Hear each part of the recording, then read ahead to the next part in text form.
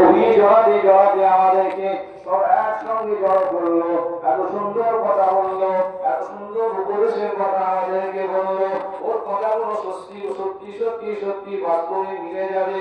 ও বাচ্চারা গভীর জড়ানোর কাজ হাকিমকে দিলে হবে না, ওকে আপনি অন্য কাজে দেন। দরকার পড়লে আপনি ওকে পরীক্ষা করে নিতে পারেন, পরীক্ষা করে নিতে পারেন। দেখো বাদশা রেগে বললেন, রব্বুল হাকিম শোনো, তোমার বিষয়ে আমার কাছে রিপোর্ট এসেছে, তোমার বিষয়ে কিছু অভিমান এসেছে, অভিযোগ এসেছে। তুমি নাকি মাঝে গিয়ে মানুষদেরকে ছেলেদেরকে একদিকে জড়ো করে নিয়ে কি যাও বলো, তোমার বুদ্ধিমত্তাটা আমি একটু মাপতে চাই, দেখতে চাই। রব্বুল হাকিম শোনো না, শোনো, ওই কবিতা নিয়ে গিয়ে কবিতা দামি জিনিস, ওই দামি জিনিসটা আমার কাছে নিয়ে এসো।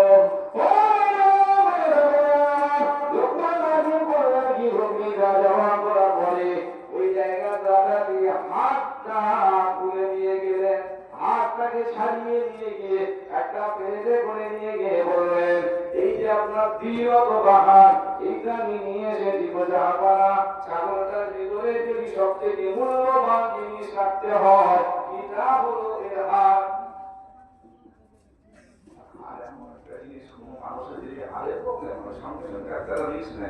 অন্যান্য জায়গায় রিস্ক নেই, কিন্তু হাত যদি অসুবিধা হয় বলতে যে এখানে করো সেখানে করো।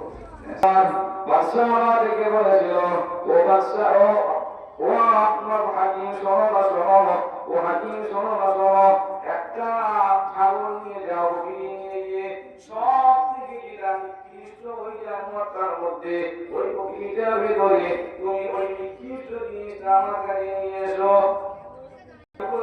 সেইভাবেই পেরেতে করে উঠানে